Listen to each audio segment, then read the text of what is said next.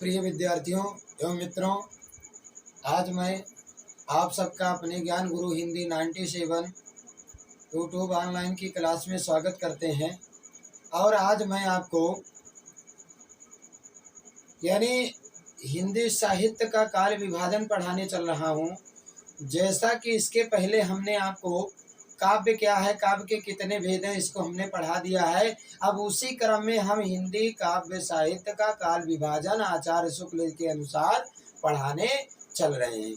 देखिए, हिंदी साहित्य में काल विभाजन का सबसे पहला कार्य यदि किसी ने किया है तो किया है यानी क्या है, वर्नाकुलर लिटरेचर ऑफ हिंदुस्तान के आधार पर सर जॉर्ज ग्रियर्सन जी ने काल विभाजन हिंदी साहित्य में सबसे पहले किया है।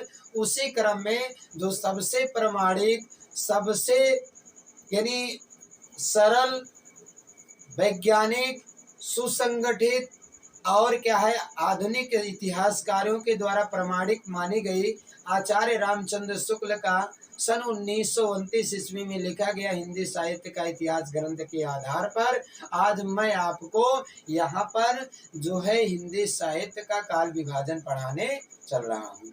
तो देखिए, क्योंकि आचार्य शुक्ल जी ने अपने हिंदी साहित्य के इतिहास में 900 वर्षों के साहित्य को 4 कालखंडों में विभाजित किया है।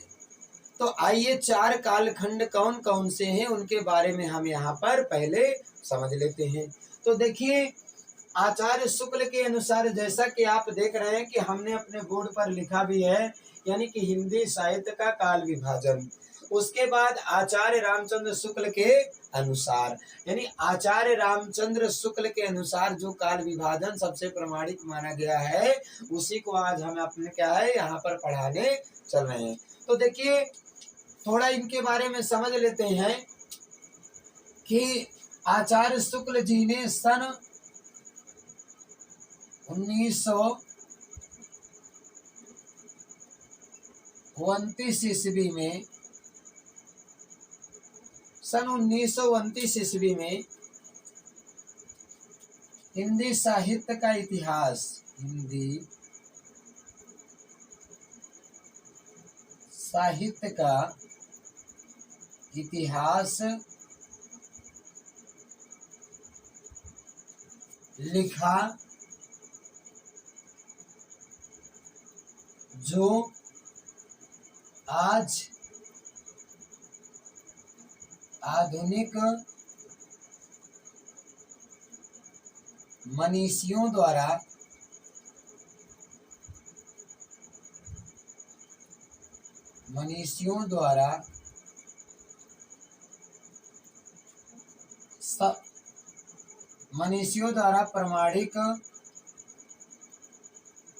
प्रामाणिक माना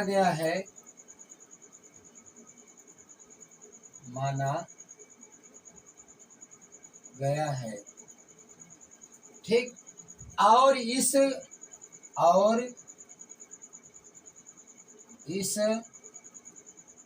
इतिहास ग्रंथ में शुक्ल जी ने हिंदी साहित्य के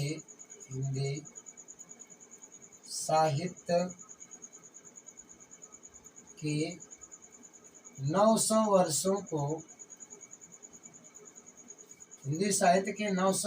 को 4 कालखंडों में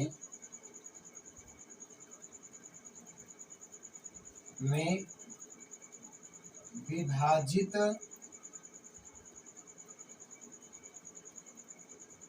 किया है, जो निम्नवत है। ठीक। अब थोड़ा समझ लीजिए, क्योंकि हमने यहाँ पर यानी हिंदी साहित्य का जो इनका प्रमाणिक ग्रंथ है, यानी सबसे हिंदी साहित्य के इतिहास ग्रंथ में आचार्य शुक्ल जी का जो सन 1929 ईस्वी में लिखा गया यानी हिंदी साहित्य का इतिहास है, वो सबसे यानी क्या है, प्रमाणिक माना गया है। लिखा जो आज आधुनिक मनुष्यों द्वारा प्रमाणिक माना जा गया है।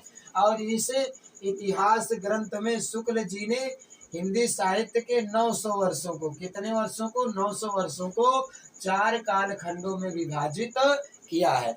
यानी कहीं कहीं पर 900 दिया गया है, कहीं कहीं पर 1000 वर्षों को। ठीक, तो यानी 900 और 1000 आप मान सकते हैं, लगभग 900 वर्षों या 1000 वर्षों के काल यानी क्या है, वर्षों के साहित्य को 4 काल खंडों में विभाजित किया है। अब देखिए जो निम्नवत है उसमें पहला कौन सा है, यानी क्या है, इनका जो काल विभाजन है यानी क्या है, यानी क्या निम्नवत है, तो इसमें जो पहला काल विभाजन है यानी वह है वीर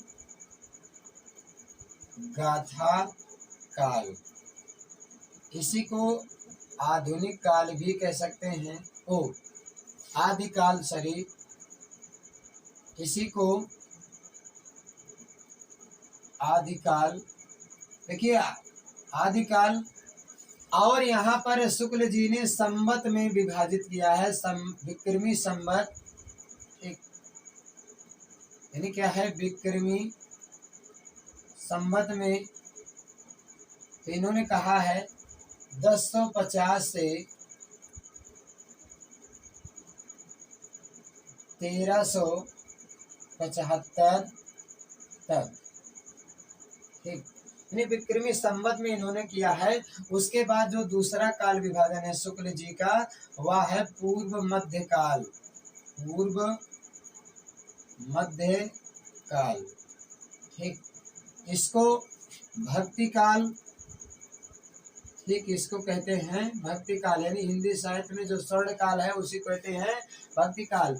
यानी इसका जो समय है वह विक्रमी संवत, ठीक, विक्रमी संवत 1375 से यानी क्या है 1375 से 1700 तक।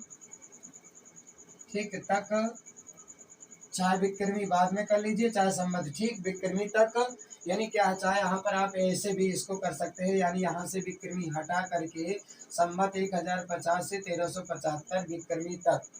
ठीक, यानी क्या है, चाहे उसको आप बाद में भी कर सकते हैं, यहाँ भी कर सकते हैं, विक्रमी तक।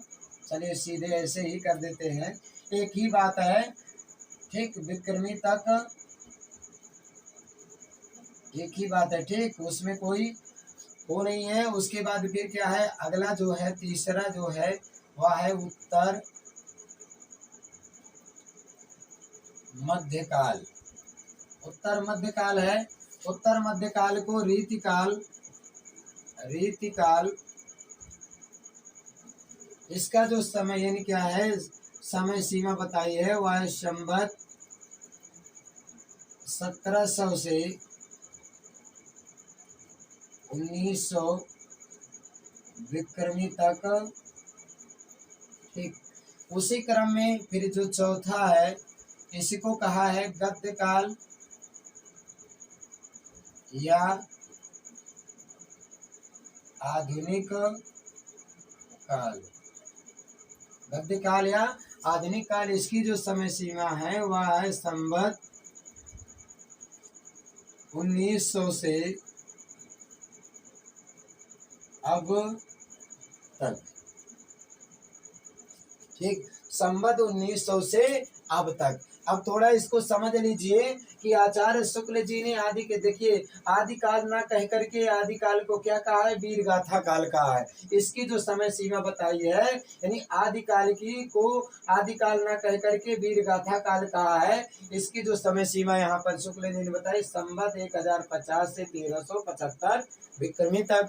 उसके बाद फिर क्या है, पूर्व मध्य काल है। पूर्व मध्य काल को भक्ति काल और संवत 1375 से 1700 विक्रमी तक कहा है। उसके बाद क्या उत्तर मध्य काल है, उत्तर मध्य काल को रीति काल, यानी रीति काल को शुक्ल जी ने रीति काल ना कह करके उनको उत्तर मध्य काल कहा है। और इसकी जो समय सीमा है वह है संवत 1700 से 1900 विक्रमी संवत तक। अगला क्या है, आधुनिक काल को शुक्ल जी ने आधुनिक काल न कह करके इसको गद्य काल कहा है, क्योंकि यहीं से गद्य की शुरुआत होती है। तो इसका जो समय सीमा है 1900 से अब तक, यानी जो ये चल रहा है यही आपका क्या है, ये आधुनिक काल है। तो यानी आधुनिक काल में भी कई काल विभाजन हुआ है, जिसमें क्या पूर्व भारतेंदु युग, भारतेंदु युग, द्विवेदी युग, छायावाद, छायावादोत्तर, प्रगतिवाद, प्रयोगवाद, नई कविता, साठोत्तरी कविता, समकालीन कविता, जैसे विभिन्न, यानी इसको भी कई भागों में बांटा गया है, आगे हम आपको बताएंगे। तो यानी ये आचार्य शुक्ल के अनुसार जो था ये क्या है, काल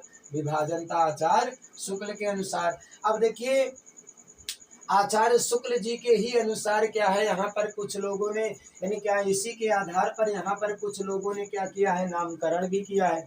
तो नामकरण भी हम यहाँ पर पढ़ लेते हैं। यानी जैसे क्या है कि यहाँ पर आदिकाल को वीर गाथा काल किसने कहा है, तो यानी ये हो जाएगा शुक्ल जी ने कहा है। ठीक, ये किसने कहा है, शुक्ल जी ने। यानी भक्ति काल को पूर्व मध्य काल किसने कहा है, शुक्ल जी ने कहा। रीति काल को उत्तर मध्य काल किसने कहा है, यानी क्या शुक्ल जी ने। आधुनिक काल को गद्य काल किसने कहा है, यानी ये भी क्या है, इसी क्रम में ही आप पढ़ लेंगे। अब आइए विभिन्न नामकरण, यानी आदिकाल का विभिन्न नामकरण हम पढ़ते हैं। तो यहाँ पर आप वैसे समझ लीजिए कि आदिकाल का नामकरण, ठीक, आदि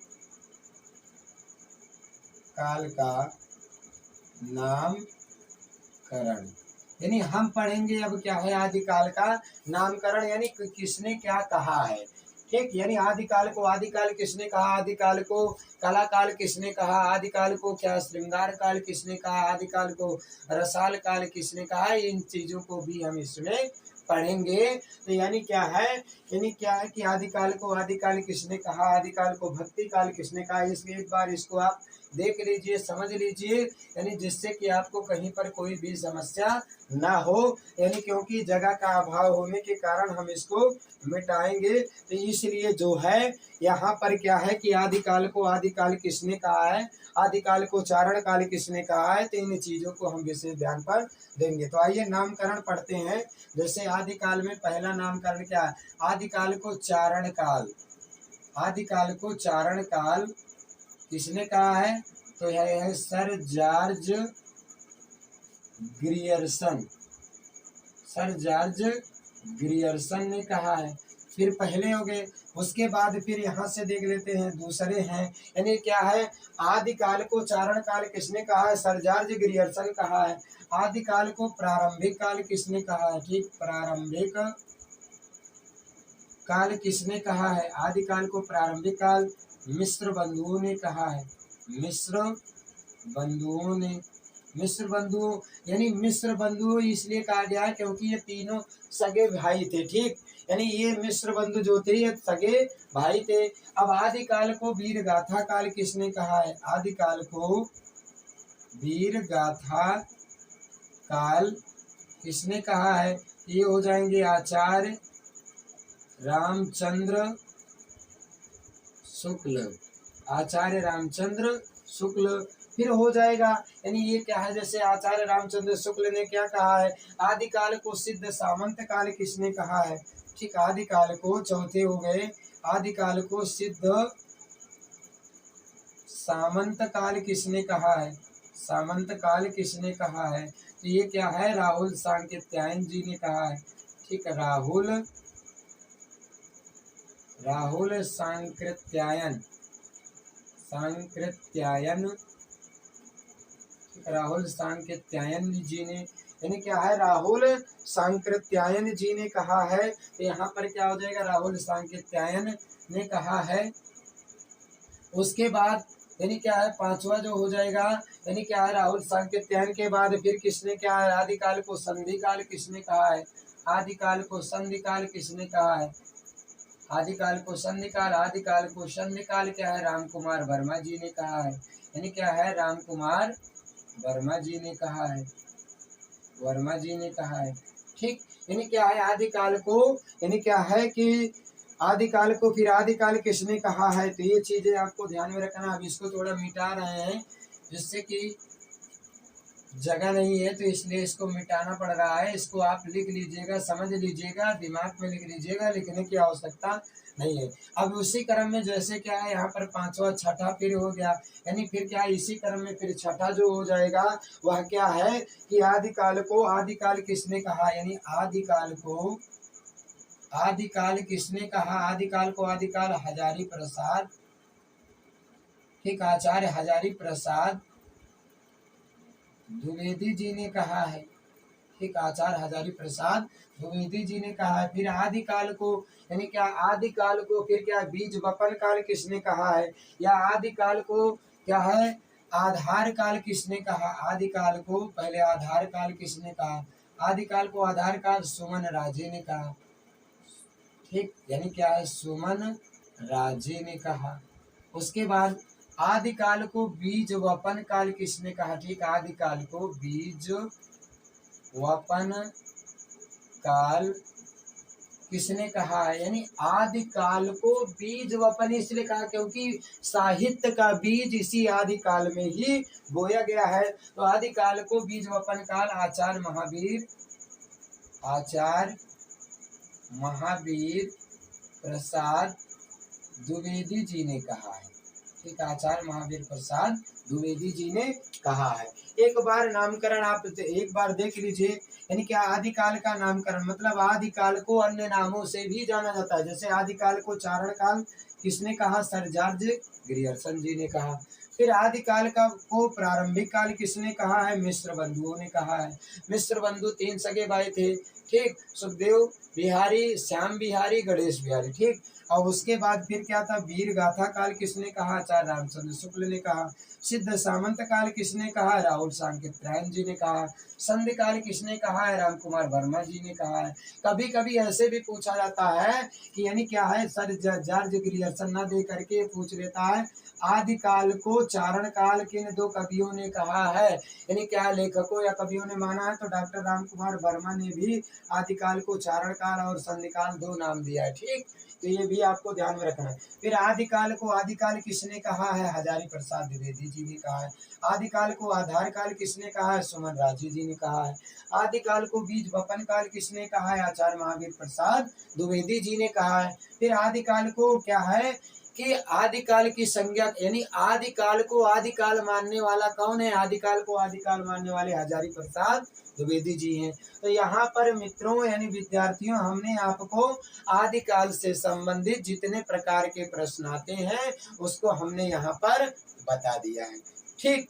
अब आदिकाल के हम प्रमुख प्रवृत्तियां, विशेषताएं और उनके प्रमुख कवि के विषय में अगले वीडियो में हम आपको पढ़ाएंगे। तो यहाँ पर हमने आदिकाल यानी शुक्ल जी के अनुसार काल विभाजन और नामकरण हमने यहाँ पर एकदम सटीकता से पढ़ाया है। अब एक एक काल का हम प्रवृत्तियां, कवि और यानी क्या है कि यानी उनकी प्रवृत्तियां क्या है, उनकी विशेषताएं क्या है, उनके कवि कौन कौन से हैं प्रमुख, तो उसके बारे में हम आपको अगले वीडियो में पढ़ाएंगे, ठीक। लेकिन हमारा वीडियो आपको पसंद आ रहा है तो हमारे वीडियो को लाइक, शेयर और सब्सक्राइब करना बिल्कुल ना भूलिए, ठीक। धन्यवाद।